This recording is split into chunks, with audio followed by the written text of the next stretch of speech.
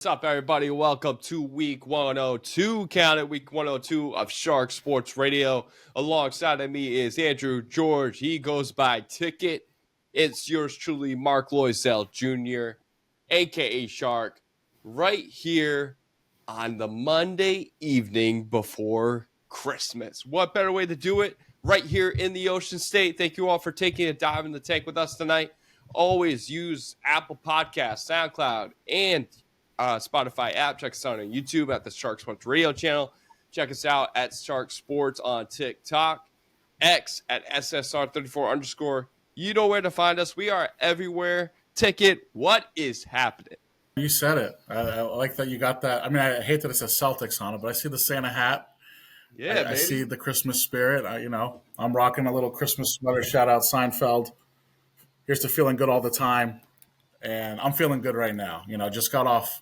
Just getting home, off for a few days with work, and then the next couple of days we got, a lot of time with the family, I'm sure, likewise for you. But from a sports fan standpoint, we got a couple Christmas games in the NFL, which I don't know about you, but to me, Christmas was always the start of the NBA season, unofficially, officially, obviously the NBA's been going on for a little while now, and we saw the Milwaukee Bucks obviously come through with kind of an upset, I would say for sure, beating the Thunder They're red hot in the right Cup now. last week. Red hot. They might be starting to figure it out, which they started off awful. I mean, I think we talked about it on the show. Them and the Sixers were 2-9, 2-10, and it's geez, where the hell is this? Where's this team going? Yeah. And they're trying to figure it out, it seems. Yeah, and speaking of figure it out, I mean, if I may just jump on a quick rant about my Providence College Friars, because, oh my goodness, have they been terrible. If I may just go on a minute rant here, because I already know exactly what to say and how to say it. Kim English is not him. For anybody who thinks it is him, well, guess what? You're in trouble, because this guy cannot coach X's and O's. He just can't. And I was talking about it the other day with one of my friends that I have season tickets with. And I was like, they're rolling out these lineups like hockey lineups. Get a grip on, 10, 11, 12 guys. Find a way to, make guys earn their minutes. A great example is Creased. Was it Asendoko? No, it's Creased. It's Creased because it's French.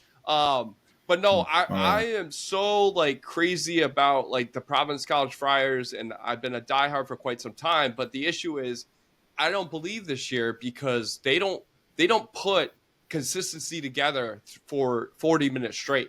If you look at it, a good example is the first half of St. John's.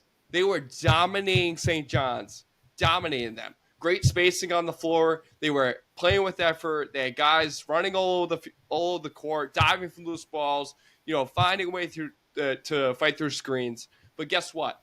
They fell flat on their face in the second half because they got complacent and they thought that they were up 13 at halftime, that they were content and they were able to do what they could do.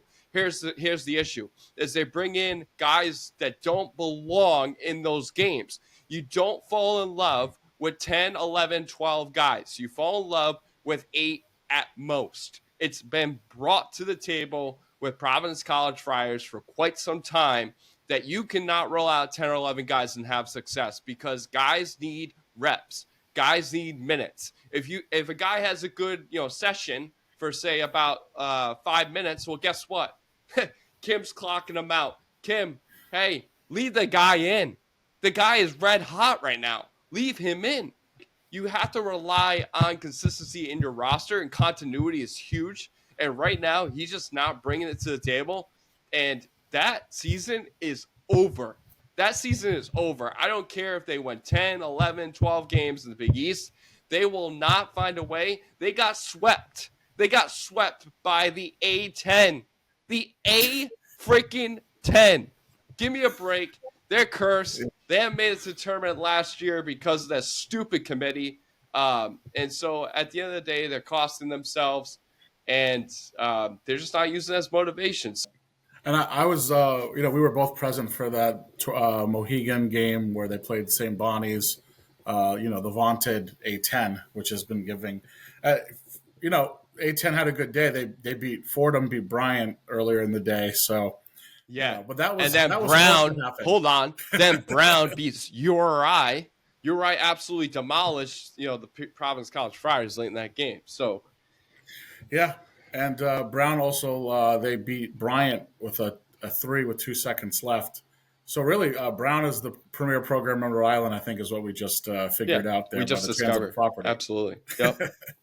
So, Yeah, moving but on, if you want to talk about your UConn Huskies, yeah, I because mean, they're playing fine. UConn. Listen, a few weeks ago, following this was we turned back the clock to our last major holiday being Thanksgiving and Feast Week and college basketball, the Maui Invitational, which was a loaded field. Don't get me wrong, but UConn, they went 0-3 out in Maui. You Yep. can't have that. Granted, two of those losses were, you know, they had the overtime loss to Memphis and then they blew a big lead in overtime. After getting back in it late, they obviously were finding their footing, even losing to Dayton at the very end. So the A10 really has been giving problems. By the way, Dayton beat Marquette. The A10 really, it all goes back to them. But yeah, UConn's starting to figure it out. I mean, the last Yeah. couple of games, they took care of business against Xavier, which was a tough game. In overtime, they beat Butler. But after the Maui Invitational, they had Baylor, and I was like, this Baylor team is, they're traditionally very long, athletic. Figured they were going to give UConn problems. UConn pulled away in that one. Yep. They handily beat Texas, and then recently they had Gonzaga on a neutral site. I don't want to say neutral site. I mean, technically it was, but it was Yeah. Stores South at Madison Square Garden. So Yeah. that's pretty much a home game for UConn. They haven't lost that, I think, in their last 8 or 9 games. Yep. So they took care of business against a very good Zags team. So they're starting to figure it out. Aiden Mahaney, who looked like he was going to be a huge liability and one of the biggest busts of the transfer portal, he's starting to figure out his role a little bit. And I'm going to say this, and this might sound crazy, and if I know this is going to be obviously going to be uploaded on YouTube, the stream, and then obviously on all platforms, Apple, Spotify, with our podcast. But Liam McNeely might be the best freshman in the country. That's not a bad argument. It's hard to make it. You can see the potential in the kid, the shot making capability, his defensive You really morale. can. And I think he's super important. Obviously, Cooper Flagg, who was his running mate. Crazy to think that those two are on the same team just a year ago. But I would say potential wise, like Cooper, absolutely, he's consensus. Yes, no question. I'm just saying for the college game, yes, and what McNeely's been able to do so far and his impact. Yeah, because without him, I don't know where UConn is, and they certainly would not be trending back to the contender status that they are trending towards if it wasn't for him. And I think a good example too is like the team that they just played in Gonzaga with Nemhard. Because Nemhard, had a game, but he is the catalyst to that team. So you can kind of see, Lehman taking that extra level. Moving on, we always talk about the BDE belt. We got that this week. We got Underdog picks, for this upcoming week in the National Football League. And then we're going to get into some fun Christmas spirit. We have a segment called 5 Questions. That was actually really a big hit for ESPN New Hampshire when I was there. So wanted to bring that back into the picture. It's going to be Christmas oriented, but we may sneak it in sometimes throughout, the different pods moving forward. So I'll begin with the Shark BDE belt winner. It's Dolphins Devon Achane. And the reason why is because, San Francisco has always had Miami's number these past few years. And I think eventually you have to close that book. And I see you're a guy, and he was right there with me. As far as being a very close second, I wanted to, but I also like the fact that Achane closed the book because, I think they're up 22-17. And I heard the broadcast, they were almost like slide. No, when you run for 50 yards, you do not just slide. You close the game with that touchdown, and you find a way to move on to the next game. He had 7 catches for 70 yards. Again, 17 carries for 120 rushing yards and a touchdown. He deserves this. Tip of the cap to him. Up and down season for Miami. We'll see if they can pull it out. But, they got Denver and Indy right in front of them. And who knows what happens with Pittsburgh, if they don't win the division. So he's been one of the best bright spots on this roster. So kudos to him. Him and Chop Robinson, for me, they're the unsung heroes of this year. And I really like Achane's production this week. So he gets my winner. Selfishly, I was hoping he would go down as well. I had a 5-part teaser yesterday, and the Niners were the last leg at +5. So Ooh, that touchdown, yeah, really stung. It's a killer. Really stung. Can't lie. For a guy who came through for me, though, was Jaden Daniels. Yeah, he did. Was on Washington yesterday. Thankfully, Kenny Pickett stepped in for Philly, because otherwise I don't know if that would have happened. But Jaden Daniels still did his job balling out. He's my BDE belt winner. 5 touchdown passes, 258 yards passing, added 81 rushing yards as well, and a come-from-behind win. They were down 14-0 early, despite Kenny Pickett coming in. Pickett came in and threw a touchdown right away. Yep. Then he also threw a pick. But regardless, down 14-0, they rally back. Then the Eagles take a 2-score lead. They have to come back in the fourth quarter, and then the final drive at the end. After he just threw a pick to seemingly blow the game, he comes back down, drives it 70 yards, touchdown pass at the end of the back of the end zone to Jamison Crowder, who, by the way, I didn't even know he was still in the league. Sneaky. And he caught 2 touchdowns yesterday. Yep. Yeah. But Jaden Daniels, shout out to him.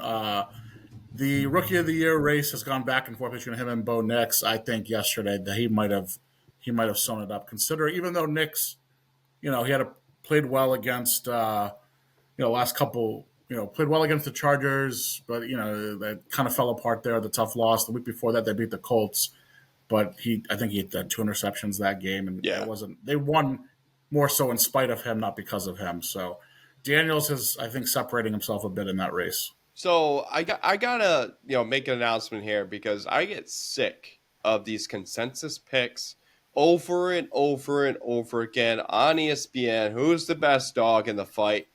Let's do the eye test moving forward, shall we?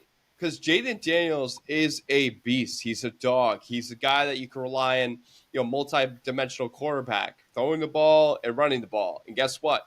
Today's era of football, that's exactly the ingredient that you need in order to be successful. But one key component, this is why it's important for people to understand that the consensus number 1 pick usually doesn't pan out. So if you look at it, Jaden Daniels has a trait that nobody can teach. And what is that? His clutchness. Because he's calm, cool, and collected down the stretch. He doesn't let things bother him. Yes, he had that pick. An easy Joe Burrow in his first year would have been down on himself and threw another pick. Same with Drake May. You saw it yesterday against Buffalo. Great first half, stinky second half. You just look at it and you believe that Jaden Daniels has the makeup to be a successful quarterback due to that makeup. That is a trait you cannot coach. That is a trait that comes with time and development and maturity. So Washington hit gold on this. Chicago's probably kicking themselves. I would be. We're all seeing with Caleb Williams. And trust me, I get it. It's the first year of Caleb Williams. But the way Jaden Daniels is manufacturing that team and becoming the leader of that team in his rookie year, this is like a huge step. I don't think we've seen this in a long, long time. Like, you're seeing a rookie quarterback have, 3 game-winning drives throughout his rookie year? That's just unprecedented. So I like the way, he's playing right now.